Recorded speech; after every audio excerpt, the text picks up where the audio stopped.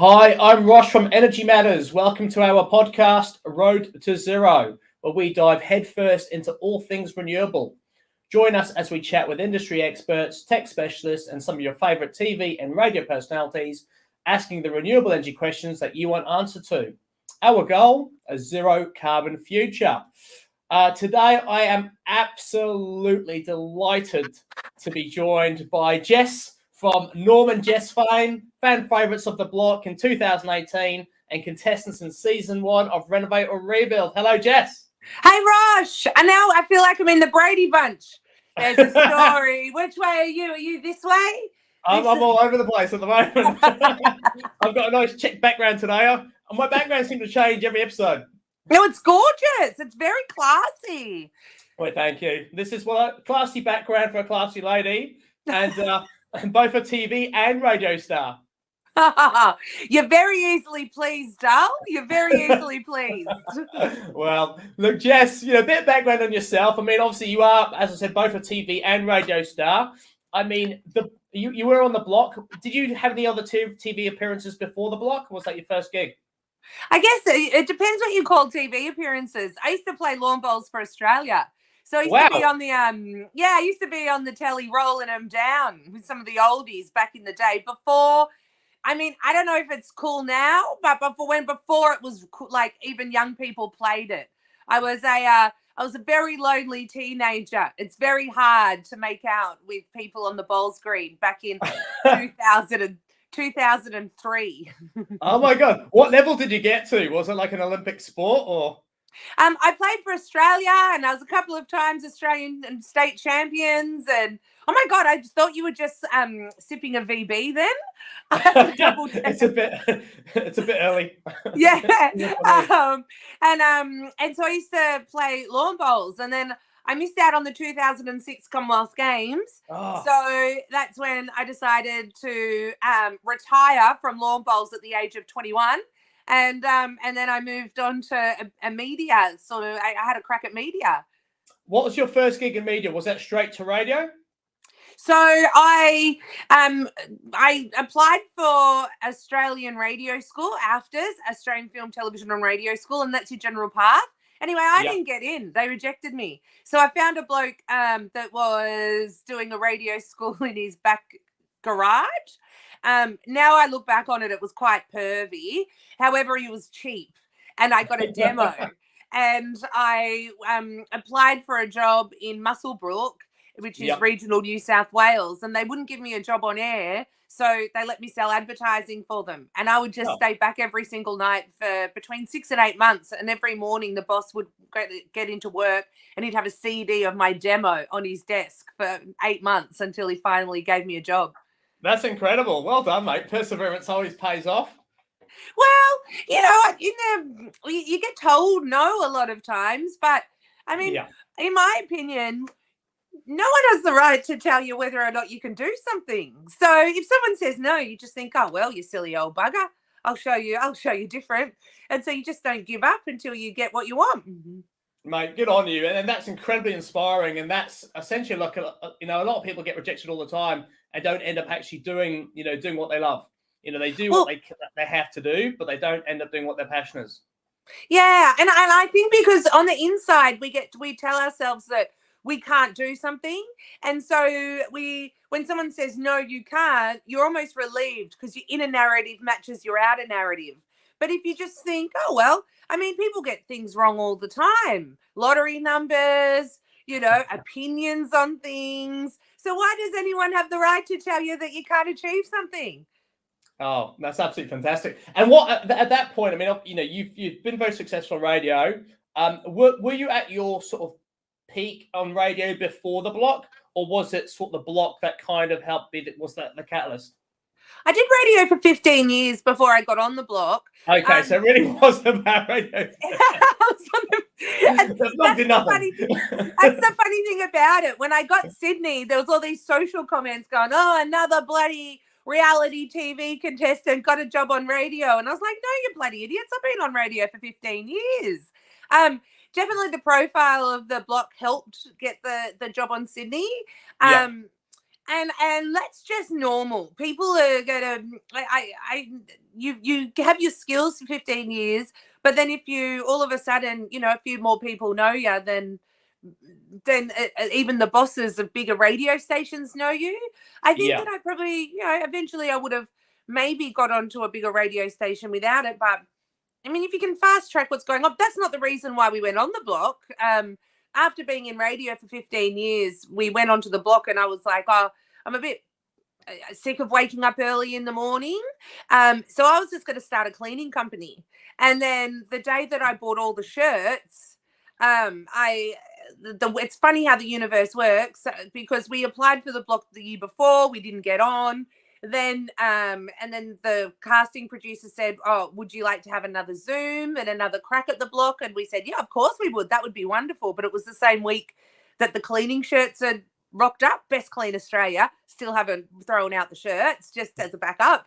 And and so we went and had this Zoom call, and it wasn't even the producer. It was Scotty Cam on the other end of the screen saying he made it. Like it was a random day. That's fantastic. That's absolutely amazing. And what had you wanted to go on the block? I mean, having done it for 15 years, why did you choose it? The block was for us a chance at financial freedom. You saw that the money that they won on there. So my end goal was really to, because we'd had a couple of kids and we had some credit cards and a couple of cars, and you could just foresee your future continually just chasing your ass. So I said to Norm, why don't we have a crack at this? If we can pay off our credit cards and our cars, like, we're cheering. And we don't necessarily have to have anything after that. But if for we didn't think for a second that we would get on, because I still, there's nothing special about us. There's a million of us in Australia. So I just thought, oh, well, if somehow we fluke this, we might be able to get ahead. And so I desperately wanted another baby, in which we tried for years. And unfortunately it didn't eventuate, but it just gave us a chance at freedom, And good on you for getting on them. So, I mean, the reality was, I mean, we love the blocks. My wife and I, we're avid watchers of the block, and you guys lit up the screen, and you really have got. I mean, you say, you're just one of many, but the fact is to actually go on the block and then just be true to yourself and true to your personality. And I think that's probably one of the key things I've noticed with doing the stuff we've been doing recently with filming, Renovate, Rebuild, and now Open Homes and whatnot. I mean, you guys in real life are exactly what you were like on the block. Just maybe pushed to an extreme level as well. But at the same time, you've maybe a few more coloured languages, every now and again. Very colourful languages going on there. But what was it like? I mean, obviously you've got the experience of doing media for 15 years beforehand, and then you're thrust into this real, hot box of renovation, where you've got a limited period of time, you're away from your family, and you've got to pull off a miracle. What was that experience like for you? Horrendous. No, it was all right. No, it was good. I mean, for me, it was never about extending your career. It worked out that way, but I got so I was offered a few jobs after the block that was a higher up position. I said, no. And, so for us, we were, I mean, it's really, if you don't give a shit, then it's easy to be yourself. If you don't complicate your world, it's easy to be yourself. And you think, well, and you get to an age where you think, well, if you like me or not, it happens. Exactly. How was Norm's experience? Because Norm's gone back to construction there, hasn't he, since the block? I mean, did he enjoy the whole experience? And has he? I mean, have both of you found now another level of, I suppose, like I use the word fame, but I know that you'd probably like fame. But have you guys both found another level since the block? I mean, Norman's inside of doing construction, you inside of doing radio. It was really nice for us as a relationship. When you have children, everything's about the kids or about, and you sort of forget if you're whether or not you're a good team or not. So that's why, I reckon heaps of couples secretly break up on the block and then get back together, because you're not used to working as a team. So it got us a lot closer together because we had to communicate and work as a team and go through tantrums, and we got to know each other. So it probably accelerated the relationship by about 10 years. That, and when we're in the showers, like we'd have a shower in the morning. So you'd work all night on a Saturday night for a Sunday morning reveal because it's all real. And then you hadn't slept for 24 hours, and then you'd both shower at the same time because you've got double shower heads because you're real flash because you're in an apartment. And the judges are about to get in. And like most Sunday mornings, Norm would hit me up for like a shag in the shower. And I'd be like, are you joking? Like, I'm exhausted. And also, like, I've been painting, my hands are tired, like we've been like, I couldn't think of anything worse. So I just think at the end of the week, if you can still give yourself, if you're still hot for your partner after the block, you're going all right. I'm going to have to, this episode should have gone on after dark. It should have been one with a glass of wine at 11 p.m. But it's also good for the environment because if you share a shower, you know, energy matters. Save water, people. Save water. Save water. Save your marriage and water and the environment. The three saves. I love it. And since then, so there's been a few other TV things going on. I mean, you're great on radio. You're amazing on radio. You're great on TV. I mean, would you like to do more stuff on television? I mean, if they'll have me, I wouldn't say no to a job. I went for years trying to get a job. So now if someone wants to offer me one, I'd never say no. I just enjoy it. That, and I've got no other skills really. I used to pick tomatoes, and I was about to start a cleaning business, and which I would look for. So I just reckon we got hauled ass first into this world of media, and we're having a real good time having fun with it. And I'm signed for 2 more years, and after 2 years it might all be over. So why wouldn't you say yes to everything while the ride's still going, because it can end tomorrow? Absolutely. Well, we'll play a short clip in a second just from Renovate or Rebuild, which was absolutely awesome, and you were great in it. Before I do, I just want to ask you, I mean, what 3 things do you want Australia to know about you now? I mean, as to who you are, what you are, what you stand for. What 3 things would you say Jess is Jess? Sexy. Like probably like the desire of a lot of men around the country. No, just joking. Why is that funny, Rosh? I was just thinking about my scheduling. I've definitely got it all wrong. We should have had a pre-interview before this interview, just to say.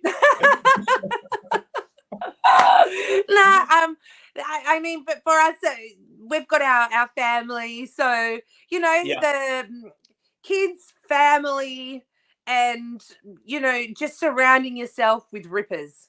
Yeah. Whatever happens out there, if you've got a base and you've got great people around you, then whatever that no matter what's going on in your life, that's what we stood for before the block. That's what we stand for now. Nothing's really changed. We just live in a different house. Absolutely. Oh, that's brilliant, mate. Well, what I'm going to do now is put on a very quick clip for Renovate or Rebuild so everybody can see what the fuss was about and why you guys were such a hit. Give me 1 second. Righto, hon. So we've checked out this house. We've worked out where our north aspect is.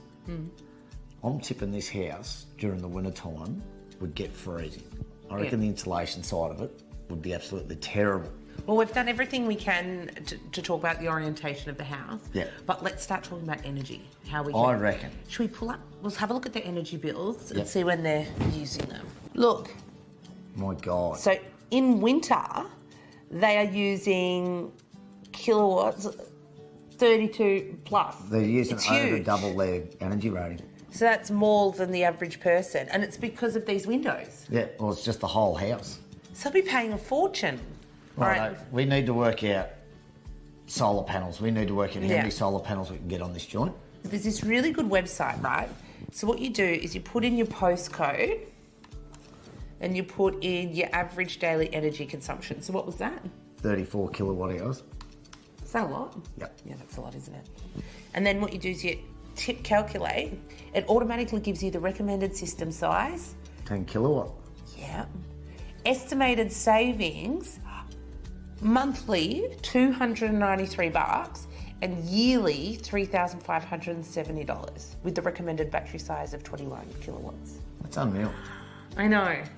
So that it tells you exactly the size that you want. What's the size? 10 kilowatt. 10 kilowatt. It tells you how much money you're going to save weekly and monthly, and then how much size you need for it. Click quote down the bottom. We need to get a quote on this. That's great. Beauty. How good's living. I know. That was amazing. I mean, that actually was an Oscar-winning performance, in my opinion. It is. How good's living? You can save a couple of bucks by, going onto the Energy Matters website. Absolutely. I mean, it's a no-brainer, really, isn't it? Shamelessly spruiking the brand all the way through. But mate, you did so well. Look at that. Just once again, just shows in that particular show.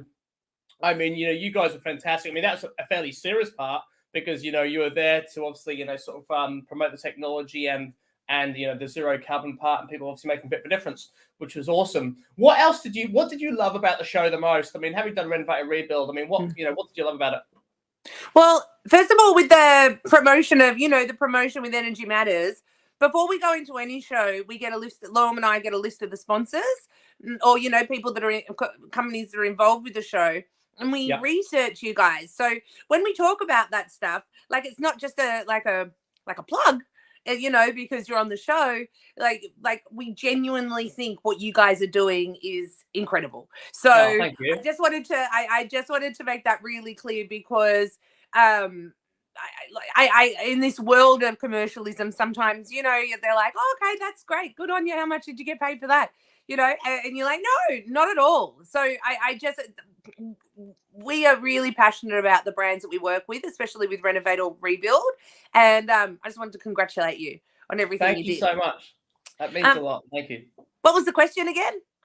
What else did you like about the show other than promoting Energy Matters? What I loved about the show is that there's this perception that if you want to help the environment, it costs you a fortune, so there's always a cost with doing the right thing. And I guess that people associate that cost with things like if you want to buy free range eggs, it costs more. If you want to buy organic, it costs more. And so we've got this like deep ingrained psychological, opinion that if we want to do the right thing, it's expensive.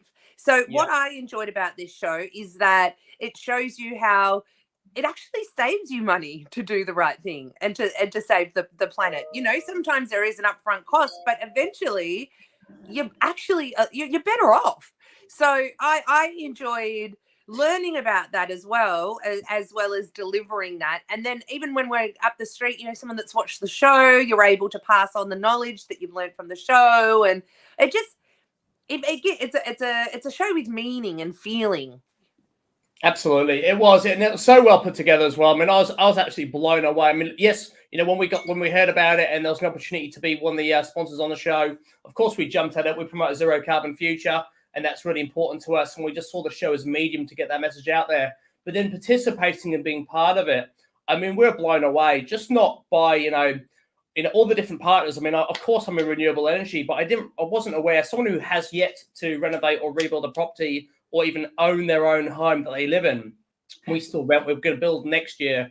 It's incredible to see how much technology is available outside of just renewable energy and the impact it can have on your energy rating. It was absolutely fascinating.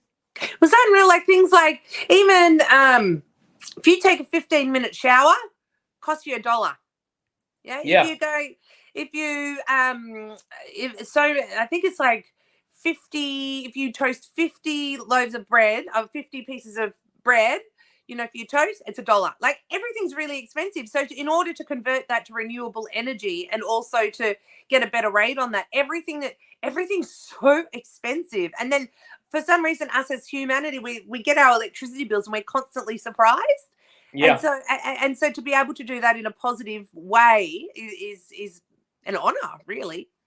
Absolutely, and that's brilliant. So, Jess, getting back to your career very quickly. So, what challenges are you facing right now in your career? I mean, obviously, you've been on this roller coaster of a ride for the last few years.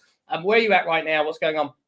I guess I mean the challenges are we've got it depends. I feel like challenges and opportunities are very two similar words because we have a new show on Triple M that we're working on for next year. Awesome. And and so it's delivering that new product to Sydney, which is an opportunity, but it's also a challenge because you want to do it well. I've been doing a little bit of work with Studio 10 lately. I just adore it. And, it's the challenge is trying to deliver. You go in there and you have a great time, but you also play a risky card on playing yourself. You always feel a little bit vulnerable. But I refuse to play anything else. So I'll never forget when I was on with Michael Usher doing The Latest when I first came to Sydney, and one of the guests came up to me, and I was in the dressing room talking to the ladies or whatever, and she comes up to me, she goes, "Oh, you're so unique," and I was like, "Nah, mate, I'm not unique. You just need there's thousands of us. It's just that Just drive out 25 minutes that way. Promise ya, there's heaps of us." So, there's a few I guess more for me, it's just trying to still, work my hardest to not try and, I still go to the bowler and have a drink, and it's just to continue to remind myself, it doesn't matter what people think of you, Jess. Just who cares? And I think that's the key thing. I mean, just being authentic and being your full self-expression and just being you. And you can't go wrong. So then you don't have to second guess and second think who you are, but you are. So but people give you advice. Like when you be yourself, people give you advice and be more like this and more like that. Okay. To be honest, it gives me the shits. Yeah, I can imagine. I haven't been given much advice yet. I have actually almost asked for a bit of feedback at different times about how I do these things. But I've just chosen just to be me and just be exactly what I'd be in any other situation. So but it doesn't matter if you're in media or in your mum's group or in a meeting at work. Playing yourself is the hardest role sometimes because you feel like you're not good enough. So you've just tried to, and so it's not just necessarily a media. You're exactly right. It's not a media thing. It's a human thing. Yes. No, I completely agree. So on technology, so do you believe in solar and batteries? I mean, are they worth having, and would you have them on your future home? Yeah, bloody oath. The end. No. Absolutely. You talk to anybody that's installed a proper solar system. Yeah. You don't get many negative responses, do you? And I think also there's something about selling something back to the grid that has controlled us for so long is a nice feeling, no matter how big or small. It's actually nice to know the shoes on the other foot and you've got that control. And the battery storage, obviously, the buyback rates, unfortunately, are rubbish these days. So getting a battery is almost a better investment. Yes, they're okay priced, but they're still obviously, there's some room to go to get them super affordable. But certainly great to get zero carbon. What other actions would you recommend people take to achieve zero carbon? Hello? Hello. I haven't seen you for ages. It's been a few days. How are you? Okay, Mummy, remember the deal? Mummy's working. Here. I don't want you. Okay, love ya. Sorry. That's okay. I don't know if you noticed. I was like, I didn't notice at all. I've been doing it for like 10 minutes, just doing the push. The mum push. Yeah, that's okay. I was interviewing Jimmy in town the other day, and Coco was in the background singing. And I was just like, that's so good. Did you say what other technologies? Or technologies, or just small changes people can make to go zero carbon. I mean, what advice would you give other people, and what would you do yourself just to get closer and closer to net zero or a zero carbon future? The windows blew me away.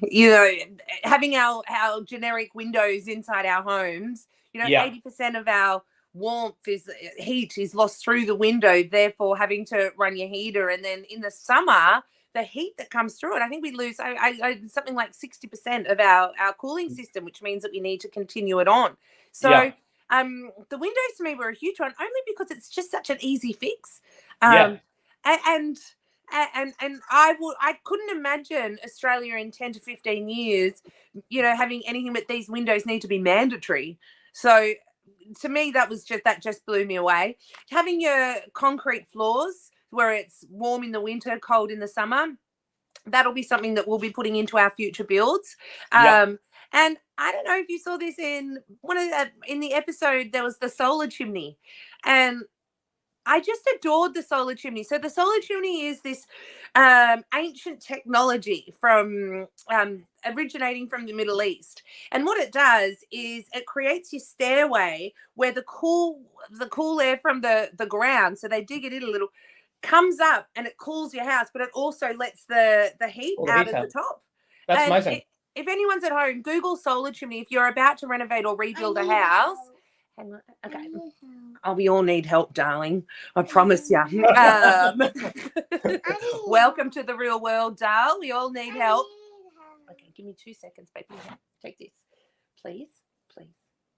And here we go, people. A lesson in mother management by Jess. Very well, though. You did that so well. Thank you, babe. Appreciate it. It's the eyes. And so if anyone that's renovating or rebuilding, I really urge you to look up the solar chimney, which is implemented with your staircase.